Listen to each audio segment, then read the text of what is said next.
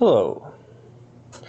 We're back with the Hobbit, and Anna is drinking her milk, and hopefully she'll be happy with that and listen nicely. Last time I tried to start chapter 4, Over Hill and Under Hill. It didn't go so well, so that actually wasn't published.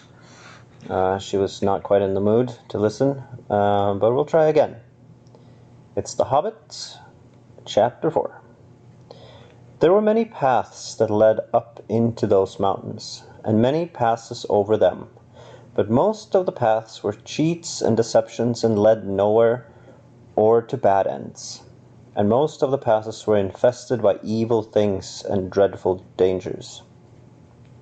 The dwarves and the hobbit, helped by the wise advice of Elrond and the knowledge and memory of Gandalf, took the right road to the right pass. Long days after they had climbed out of the valley and left the last homely house, miles behind, they were still going up and up and up. It was a hard path and a dangerous path, a crooked way and a lonely and a long. Now they could look back over the lands they had left, laid out behind them far below, far, far away in the west, where things were blue and faint. Bilbo knew there lay his own country of safe and comfortable things, and his little hobbit hole. He shivered. It was getting bitter cold up here, and the wind came shrill among the rocks. Boulders, too, at times came galloping down the mountainside, let loose by midday sun upon the snow, and passed among them, which was lucky, or over their heads, which was alarming. The nights were comfortless and chill, and they did not dare to sing or talk too loud, for the echoes were uncanny, and the silence seemed to dislike being broken, except by the noise of water and the wail of wind and the crack of stone. The summer is getting on down below, thought Bilbo, and haymaking is going on, and picnics. They will be harvesting and blackberrying before we even begin to go down on the other side of this at this rate. And the others were thinking equally gloomy thoughts, although when they had said goodbye to Elrond in the high hopes of the midsummer morning, they had spoken gaily of the passage of the mountain, and of riding swift across the lands beyond. They had thought of coming to the secret door in the lonely mountain, perhaps that very next last moon of autumn, and perhaps it will be Durin's day, they had said. Only Gandalf had shaken his head and said nothing.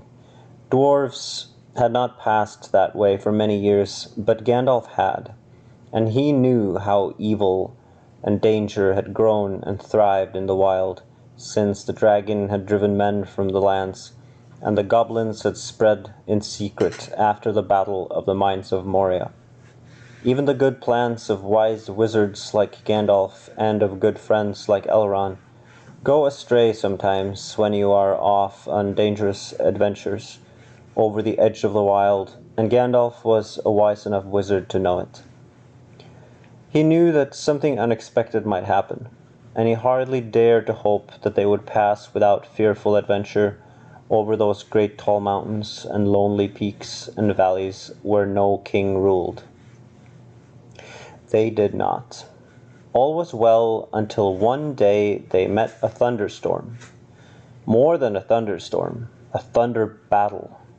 You know how terrific a really big thunderstorm can be down in the land and in a river valley, especially at times when two great thunderstorms meet and clash. More terrible still are thunder and lightning in the mountains at night, when storms come up from east and west and make war. The lightning splinters on the peaks, and rocks shiver, and great clashes split the air and go rolling and tumbling into every cave and hollow, and the darkness is filled with overwhelming noise and sudden light. Bilbo had never seen or imagined anything of the kind. They were high up in a narrow place, with a dreadful fall into a dim valley on one side of them. There they were sheltered under a hanging rock for the night, and they lay beneath a blanket and shook from and he lay under a blanket and shook from head to toe. When he peeped out in the lightning flashes, he saw that across the valley the stone giants were out, and were hurling rocks at one another for a game, and catching them and tossing them down into the darkness, where they smashed among the trees far below, or splintered into big bits with a bang. Then came a wind and a rain, and the wind whipped the rain and the hail about in every direction, so that an overhanging rock was no protection at all. Soon they were getting drenched, and their ponies were standing with their heads down and their tails between their legs, and some of them were winningly with fright. They could hear the giants guffawing and shouting all over the mountainsides. "This won't do at all," said Thorin. "If we don't get blown off or drowned or struck by lightning, we shall be picked up by some giant and kicked sky high for a football." "Well, if you know of anything better, take us there," said Gandalf, who was feeling very grumpy and was far from happy about the giants himself. The end of their argument was that they sent Fili and Kili to look for a better shelter. They had very sharp eyes, and being the youngest of the dwarfs by some 50 years, they usually got these sorts of jobs when somebody could see that it was absolutely no use sending Bilbo. Oh, you think so, Anna? Do you have baby there? Where's baby? Did you throw? No, there she is. Okay.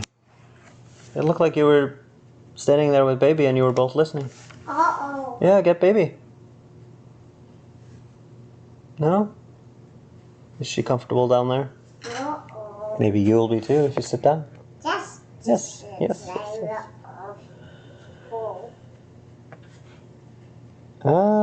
There. There's nothing like looking if you want to find something, or so Thorin said to the young dwarves. You certainly usually find something if you look, but it is not always quite the something you were after. So it proved on this occasion. Yeah. Soon Fili and Kili came crawling back, holding on to the rocks in the wind. "We have found a dry cave," they said, "not far around the next corner, and ponies and all would get inside." "Have you thoroughly explored it?" said the wizard, who knew that caves up in the mountains were seldom unoccupied. Yes, they said, though everybody knew they could not have been long about it. They had come back too quick. "It isn't all that big, and it does not go far back. That, of course, is the dangerous part about caves. You don't know how far they go back. Sometimes, or where a passage behind may lead to, or what is waiting for you inside." But now Fili and Kili's news seemed good enough. So they all got up and prepared to move. The wind was howling and the thunder still growling, and they had a business getting themselves and their ponies along. Still, it was not very far to go, and before long they came to a big rock standing out into the path. If you stepped behind, you found a long arc in the side of the mountain. There was just room to get the ponies through with a squeeze, when they had been unpacked and unsaddled. As they passed under the arc, it was good to hear the wind and the rain outside instead of all about them, and to feel safe from the giants and the rocks. But the wizard was taking no risks. He lit up his wand, as he did that day in Bilbo's dining room that seemed so long ago, if you remember, and by its light they explored the cave from end to end. It seemed quite a fair size, but not too large and mysterious. It had a dry floor and some comfortable nooks, and at one end there was room for the ponies, and there they stood, mighty glad for a change, steaming and clamping in their nosebags. Oin and Gloin went to light a fire at the door to dry their clothes, but Gandalf would not hear of it. So they spread out their wet things on the floor and got dry ones out of their bundles. Then they made their blankets comfortable, got out their pipes, and blew smoke rings, which Gandalf turned into different colors and set dancing up by the roof to amuse them. They talked and forgot about the storm, and discussed what each would do with his share of the treasure when they got it, which at the moment did not seem so impossible. And so they dropped off to sleep one by one, and that was the last time that they used the ponies, packages, baggages, tools, and paraphernalia that they had brought with them. It turned out a good thing that night that they had brought little Bilbo with them after all, for somehow he could not go to sleep for a long while, and when he did sleep, he had very nasty dreams. He dreamed that a crack in the wall at the back of the cave got bigger and bigger, and opened wider and wider, and he was very afraid, but could not call out or do anything but lie and look. Then he dreamed that the floor of the cave was giving in, and he was slipping, beginning to fall down, goodness knows where to. At that, he woke up with a terrible start and found that part of his dream was true. A crack had opened at the back of the cave and was already a wide passage. He was just in time to see the last of the ponies' tails disappear into it. Of course, he gave a very loud a yell as a hobbit can give, which is surprising for their size. Out jumped the goblins, big goblins, great ugly-looking goblins, lots of goblins. Before you could say rocks and blocks, there were 6 of each dwarf. There were 6 to each dwarf at least, and 2 even for Bilbo, and they were all grabbed and carried through the crack before you could say tinder and flint, but not Gandalf. Bilbo's yell had done that much good. It had wakened him up wide in the splintered second, and when goblins came to grab him, there was a terrific flash like lightning in the cave, a smell like gunpowder, and several of them fell dead. The crack closed with a snap, and Bilbo and the dwarves were on the wrong side of it. Where was Gandalf? Of that neither they nor the goblins had any idea, and the goblins did not wait to find out. They seized Bilbo and the dwarves and hurried them along. It was deep, deep dark, such as only goblins that have taken to living in the heart of the mountain can see through. The passages there were crossed and tangled in all directions, but the goblins knew their way, as well as you do to the nearest post office. And the way went down, and it was most horrifically stuffy. The goblins were very rough, and pinched unmercifully, and chuckled and laughed in their horrible stony voices, and Bilbo was more unhappy even than when the trolls had picked him up by his toes.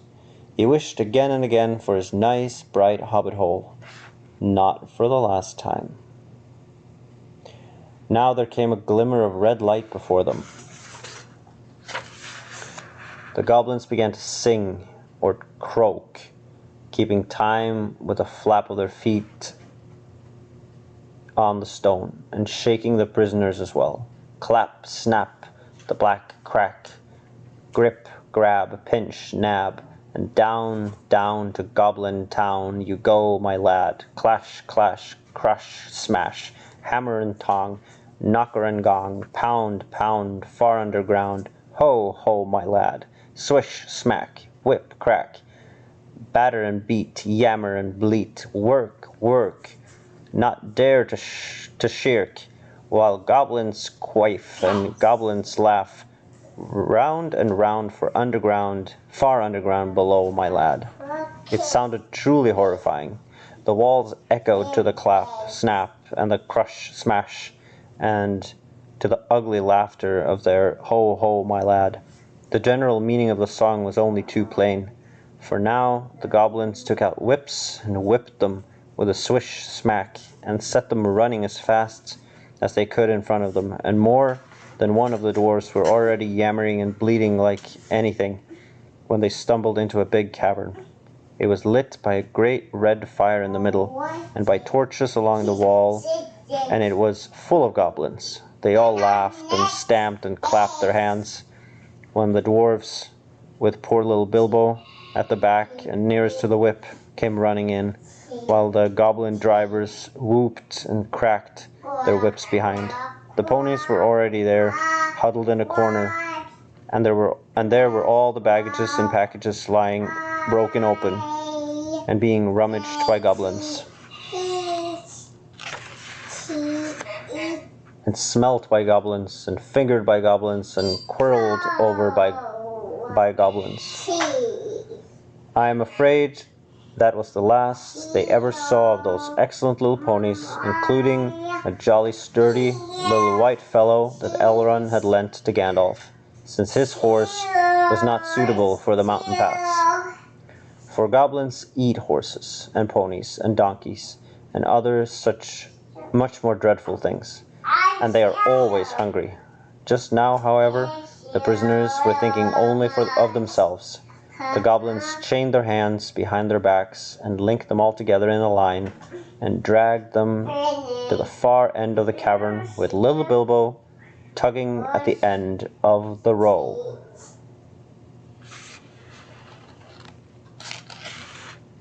I think that's where we end today, Anna. In the bleakest of moments, where our travelers have become captives of the goblins. And then our listeners can wonder what is going to happen to them next. All right, should we say goodbye?